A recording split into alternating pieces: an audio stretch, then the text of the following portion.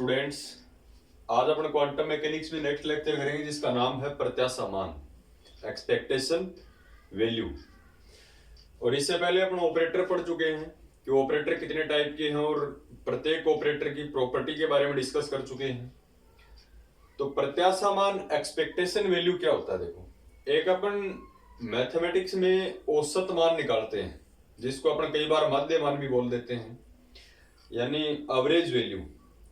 तो औसत कैसे निकलता है कि जैसे अपने पास 10 पार्टिकल हैं, उन 10 पार्टिकल की एनर्जी डिफरेंट डिफरेंट है, तो अपन क्या करेंगे, उन 10 पार्टिकल की एनर्जी को ऐड करके उसको 10 से डिवाइड करते हैं अपन, तो इस प्रकार से एवरेज निकलता है। तो सिमिलरली अपन प्रत्याशा मान को एवरेज वैल्यू बोल सकते हैं, यानी कोई भी सिस्टम में अपने पास n कण है, यानी n कणों का एक समूह है, तो उन n कणों का जो औसत मान होगा वही क्वांटम मैकेनिक्स के अंदर एक्सपेक्टेशन वैल्यू है। यानी आप ध्यान रखिएगा कि बाकी टॉपिक्स के अंदर अपन औसत मान काम में लेते हैं, तो अपनी क्वांटम मैकेनिक्स के अंदर औसत मान को ही प्रत्याशा मान कहा जाता है, एक्सपेक्टेशन वैल्यू कहा जाता है। तो अपन लिखें कि यदि किसी निकाय में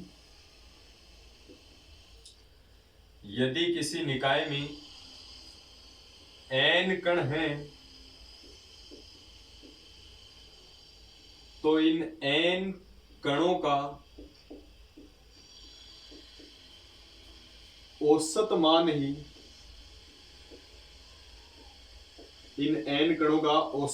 ही क्वांटम यांत्रिकी में क्या कहलाएगा? क्वांटम यांत्रिकी में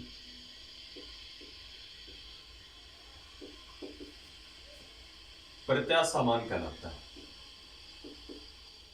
प्रत्याशा मान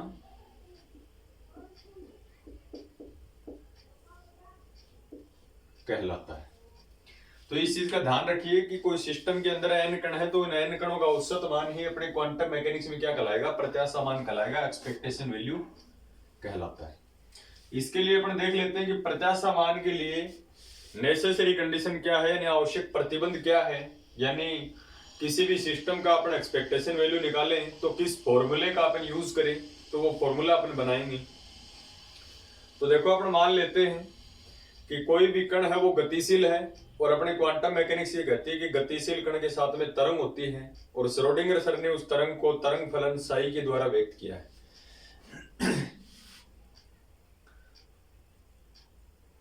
यदि एक गतिशील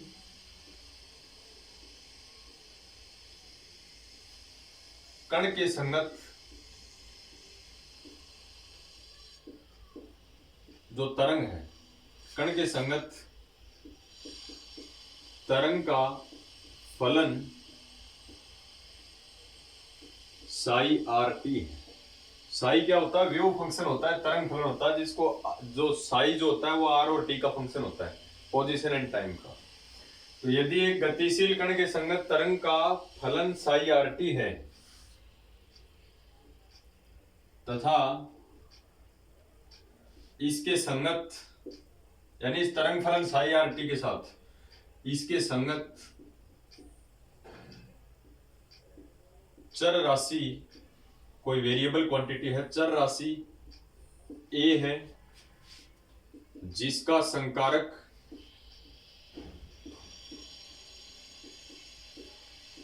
ए कैप हो। यानी साई आर टी के साथ में कोई वेरिएबल है, कोई चर राशि है जिसका मान कुछ भी हो सकता है, चर राशि ए है, और अपने को पता है कि कोई भी चर राशि के ऊपर अपन कैप लगा देते हैं तो वो ऑपरेटर बन जाता है क्वांटम मैकेनिक्स में, यानी संकारक बन जाता है। तो इस साई आर टी के साथ कोई वेरिएबल है ए, और इस ए का संकारक ए कैप हो, तब प्रत्याशा मान निम्न सूत्र से दिया जाता है।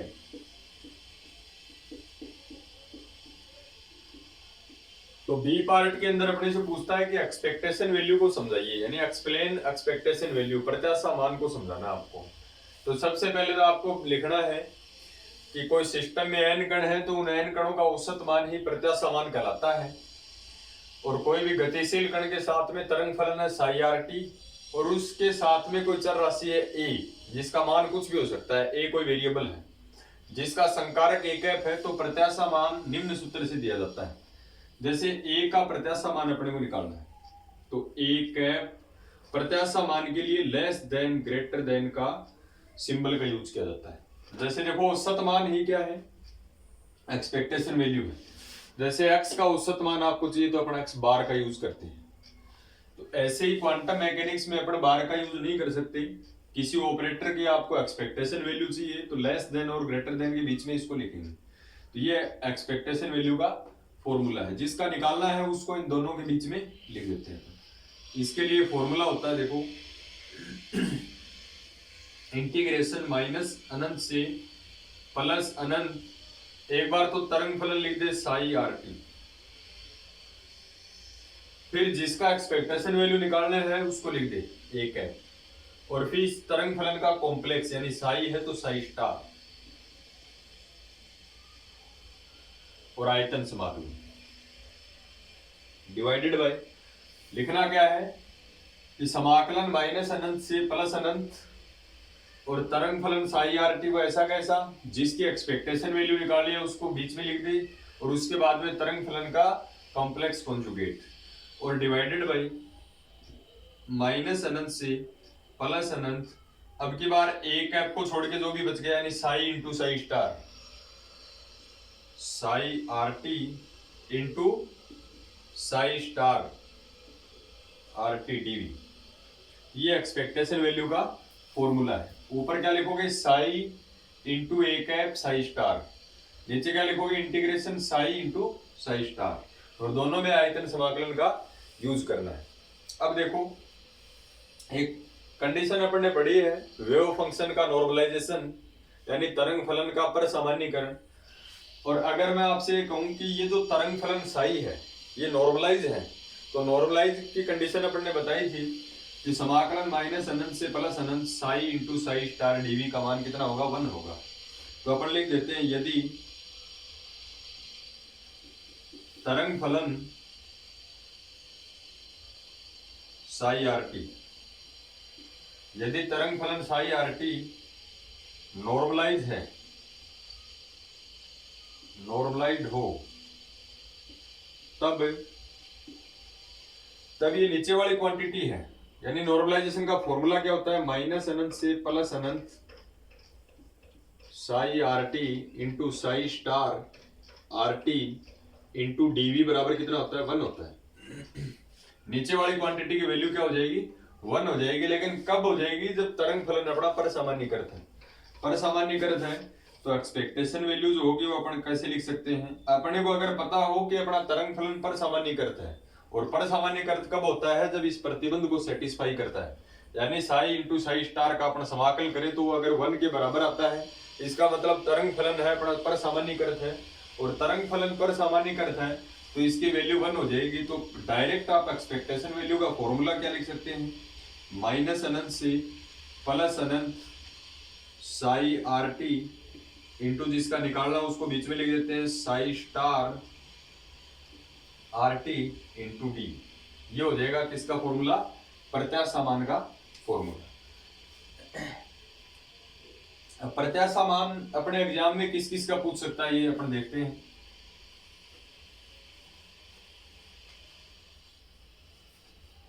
एक्सपेक्टेशन वैल्यू है, ये काफी इंपॉर्टेंट है, उससे रिलेटेड एक क्वेश्चन जो है वो एग्जाम में 100% श्योर आता है। तो सबसे पहले अपने से पूछ सकता है स्थिति का प्रत्याशा मान, स्थिति का प्रत्याशा मान, एक्सपेक्टेशन वैल्यू ऑफ पोजीशन। स्थिति मान के चलो पार्टिकल की पोजीशन की बात कर रहा है, तो पार्टिकल एक्स वाई जेड कौन सी भी डायरेक्शन के अलोंग हो, मान लो कि एक्स डायरेक्शन के अलोंग मोशन में है, तो स्थिति का प्रत्याशा मान का फॉर्मूला, स्थिति को अगर एक्स माने तो ए कैप की जगह एक्स कैप और एक्सपेक्टेशन वैल्यू अपन ने क्या डिस्कस किया था कि माइनस अनंत से प्लस अनंत साई आर टी, फिर यहां किसको लिखोगे जिसकी एक्सपेक्टेशन वैल्यू निकालनी है, यानी एक्स कैप और इनटू में साई का स्टार, बिल्कुल इजी फॉर्मूला है, इनटू डीवी और अपॉन में एक्स कैप को छोड़ के यानी psi into psi star, minus अनंत से प्लस अनंत psi R T into psi star R T d v. वही कंडीशन मैंने आपको बताई कि नीचे वाली क्वांटिटी 1 हो जाएगी कब, जब तरंग फलन क्या हो अपने पास है नॉर्मलाइजेशन। तो नॉर्मलाइजेशन की कंडीशन में आप इसको नहीं लिखोगे क्योंकि इसकी वैल्यू क्या होती है नॉर्मलाइजेशन की कंडीशन में 1 होती है, तो केवल ऊपर वाला लिखोगे psi x cap psi star dV. ये है पोजीशन का प्रत्याशा मान। और अपने से किसका पूछ सकता है, एक अपने से पूछ सकता है संवेग का प्रत्याशा मान। संवेग का प्रत्याशा मान तीन ही चीजों का अपने से पूछता है, स्थिति का, संवेग का और ऊर्जा का। तीनों में से कंफर्म है एग्जाम में। संवेग का प्रत्याशा मान, एक्सपेक्टेशन वैल्यू ऑफ मोमेंटम। संवेग का प्रत्याशा मान अपन लिखे तो संवेग को अपन लिखते हैं पी से। मैंने आपको बताया था कि जिसका भी प्रत्याशा मान निकालना है उसके ऊपर कैप लगाएंगे, फिर अपन एक्सपेक्टेशन वैल्यू का यूज करेंगे। तो ये फॉर्मूला क्या हो जाएगा, माइनस अनंत से प्लस अनंत साई आर टी, फिर जिसका निकालना है उसको लिख दे P cap,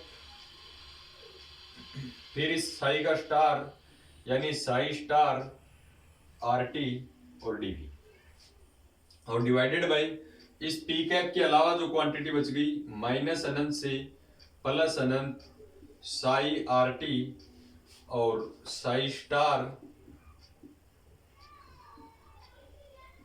R T into D. एक मैं आपको बता दूं कि पी कैप, देखो पी कैप क्या होता है, मोमेंटम ऑपरेटर। जिसके ऊपर कैप लगा रहता है वो क्या होता है, ऑपरेटर होता है। और अपने फिजिक्स में ऑपरेटर है और पी कैप की वैल्यू होती है fix, minus iota H cut del, minus iota H cut minus iota H cut del. Del क्या है, i cap del by del x plus j cap del by del y plus k cap del by del z. अगर इसको केवल P को x direction में आपको लिखना है तो minus iota H line, del को लिखेंगे केवल del by del x. Similarly y and z direction में पी कैप को क्या लिखोगे, minus iota H line del by del y और minus iota H line del by del z. तो ये अपने पास है संवेग का प्रत्याशा मान। नीचे वाली क्वांटिटी 1 हो जाएगी कब, जब ये तरंग फलन नॉर्मलाइजेशन है, क्योंकि नीचे वाला जो फॉर्मूला है वो नॉर्मलाइजेशन का प्रतिबंध है, इसकी वैल्यू 1 की इक्वल होती है। लेकिन बशर्ते ये वेव फंक्शन आपका नॉर्मलाइज होना जरूरी है। उसके बाद में अपने से पूछता है ऊर्जा का प्रत्याशा मान। ऊर्जा का प्रत्याशा मान, एक्सपेक्टेशन वैल्यू ऑफ एनर्जी। तो ऊर्जा के लिए अपन ऊर्जा को किससे लिखते हैं, ई से लिखते हैं। तो ऊर्जा के लिए प्रत्याशा मान हो जाएगा ई कैप एक्सपेक्टेशन वैल्यू माइनस अनंत से प्लस अनंत साई आर टी, और जिसका निकालना है उसको अपन कैप के रूप में लिख देते हैं। ऊर्जा का निकालना है तो ई कैप फिर साई का star R T into dV divided by E cap को छोड़ के जो भी वैल्यू बच गई यानी माइनस अनंत से प्लस अनंत और psi R T into psi star R T dV. Normalization है तो नीचे वाली क्वांटिटी 1। जिस प्रकार से मोमेंटम का अपने क्वांटम मैकेनिक्स में ऑपरेटर होता है, देखो एक बार तो ऑपरेटर डायरेक्ट पूछे जा चुके हैं। संवेग और ऊर्जा का संकारक लिखिए, तो संवेग का संकारक होता है minus iota H cut del. ऐसे ही मैं बता देता हूं आपको, ऊर्जा ई कैप क्या है, कैप लग गया, इसका मतलब ऑपरेटर, और किसका ऑपरेटर, एनर्जी ऑपरेटर। ये अपने फिजिक्स में है ऊर्जा संकारक यानी एनर्जी ऑपरेटर। और ई कैप की जो वैल्यू होती है इसकी होती है iota H line del by del T. तो ये ई कैप की जगह आप ये वैल्यू भी यहां काम में ले सकते हो, ठीक है। तो ये एनर्जी का ऑपरेटर है और ये जो है ये मोमेंटम का। ये दोनों अपने एग्जाम के अंदर पूछे जा चुके हैं। ऊर्जा और संवेग के संकारक लिखिए। तो ऊर्जा मोमेंटम का संकारक लिखना minus iota H line del और एनर्जी का लिखना iota H line del by del T. तो ये अपना आज का टॉपिक था प्रत्याशा मान, एक्सपेक्टेशन वैल्यू। एवरेज वैल्यू ही क्वांटम मैकेनिक्स में प्रत्याशा मान कहलाती है। और प्रत्याशा मान के लिए अपने पास 3 कंडीशन है। स्थिति का प्रत्याशा मान, एक्सपेक्टेशन वैल्यू ऑफ पोजीशन, दूसरा है अपने पास संवेग का प्रत्याशा मान, एक्सपेक्टेशन वैल्यू ऑफ मोमेंटम, और तीसरा है ऊर्जा का प्रत्याशा मान, एक्सपेक्टेशन वैल्यू ऑफ एनर्जी।